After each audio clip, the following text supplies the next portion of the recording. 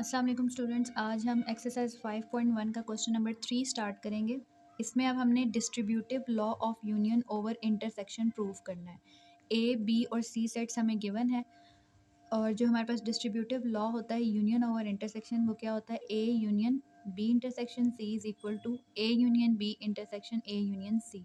तो हम पहले लेफ्ट हैंड साइड को सॉल्व कर लेंगे, फिर राइट हैंड साइड को। लेफ्ट हैंड साइड में अगर हम देखें तो क्या है? A union B intersection C. Bracket में जो लिखा होगा उसको हम पहले सॉल्व करेंगे। पहले हम बी इंटरसेक्शन सी निकाल लेंगे। तो बी इंटरसेक्शन सी में मैंने यहाँ पे बी सेट लिख दिया, उसका इंटरसेक्शन करना है हमने सी के साथ। इन दोनों का जब इंटरसेक्शन करेंगे, मतलब इनमें जो कॉमन टर्म्स हैं वो क्या क्या आती हैं हमारे पास? -1 -2 -3 up to so on. Minus वाले टर्म्स कॉमन आ जाती हैं। अब हमने क्या करना है? ए का यूनियन करना है इसके साथ। तो पहले हमने ए सेट लिख दिया, यूनियन जो हम बी इंटरसेक्शन सी निकाल चुके हैं।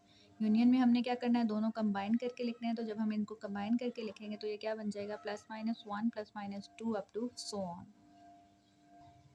इसकी राइट हैंड साइड क्या थी कि A union B intersection A union C. पहले हमने ए यूनियन बी निकालना है, फिर हमने ए यूनियन सी निकालना है और उन दोनों का इंटरसेक्शन कर देना है। पहले ए यूनियन बी निकालेंगे, ए सेट बी सेट उनका यूनियन दोनों कंबाइन करके +-1 +-2 +-3 अप टू सो ऑन। इसी तरह ए यूनियन सी निकालेंगे, ए सेट सी सेट उन दोनों का यूनियन दोनों कंबाइन करके हमारे पास क्या बन जाएगा? 0 +-1 +-2 अप टू सो ऑन। अब हमने क्या करना था कि इन दोनों का इंटरसेक्शन कर देना था, ए यूनियन बी और ए यूनियन सी का। तो ए यूनियन बी हमारे पास क्या आया था? +-1 +-2 अप टू सो ऑन। इसी तरह ए यूनियन सी क्या आया था? 0 +-1 +-2 अप टू सो ऑन। इन दोनों का इंटरसेक्शन करेंगे। इन दोनों में अब कॉमन टर्म्स कौन कौन सी हैं? 0 के अलावा बाकी +-1 +-2 +-3 अप टू सो ऑन। तो लेफ्ट हैंड साइड का भी यही आंसर आया था। इससे हमारी ये प्रॉपर्टी वेरीफाई हो जाती है, left hand side is equal to right hand side. Question number 4 में हमने क्या प्रूव करना है? Distributive law of intersection over union. पहले हमने यूनियन ओवर इंटरसेक्शन किया, अब हम इंटरसेक्शन ओवर यूनियन करेंगे। तो हमारे पास सेट पी क्यू और आर गिवन है।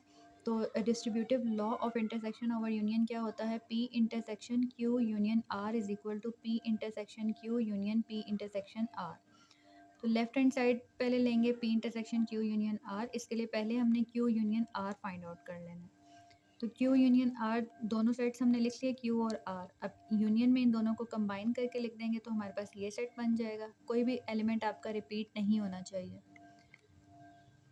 ठीक है। इसके बाद हमने क्यू यूनियन आर का इंटरसेक्शन करना है पी के साथ। पहले पी लिख लेंगे, देन इंटरसेक्शन जो हमने क्यू यूनियन आर निकाला होगा। अब इन दोनों का जब हम इंटरसेक्शन निकालेंगे तो क्या आता है? सी डी ई। इन दोनों में कॉमन क्या क्या था? C D E. इसी तरह से अब हमने जो राइट हैंड साइड है वो देख लेते हैं। राइट हैंड साइड क्या थी? P intersection Q union P intersection R. P intersection Q union P intersection R. अब पहले हमने निकाल लेना है P intersection Q then P intersection R, फिर दोनों का यूनियन कर लेंगे। तो पी इंटरसेक्शन क्यू मैंने यहाँ पे पी और क्यू सेट्स लिख लिए, दोनों का इंटरसेक्शन करना है। अब इन दोनों में कॉमन क्या क्या चीज़ आती है? सी डी एंड ई। इसी तरह पी इंटरसेक्शन आर में पी सेट लिख लेंगे और आर लिख लेंगे, दोनों का इंटरसेक्शन करें। इन दोनों में कोई भी चीज़ कॉमन नहीं है तो ये एम्प्टी सेट आ जाएगा। अब हमने इन दोनों का यूनियन निकाल लेना है। इनका जब हम यूनियन करेंगे, पी इंटरसेक्शन क्यू हमारे पास आया था सी डी ई और पी इंटरसेक्शन आर आया था एम्प्टी सेट। तो इन दोनों का जब यूनियन करेंगे, कंबाइन करके लिखेंगे तो सी डी ई आ जाएगा। दूसरी साइड का भी हमारा यही आंसर था। तो ये लॉ जो है वो हमारा वेरीफाई हो जाता है, left hand side is equal to right hand side.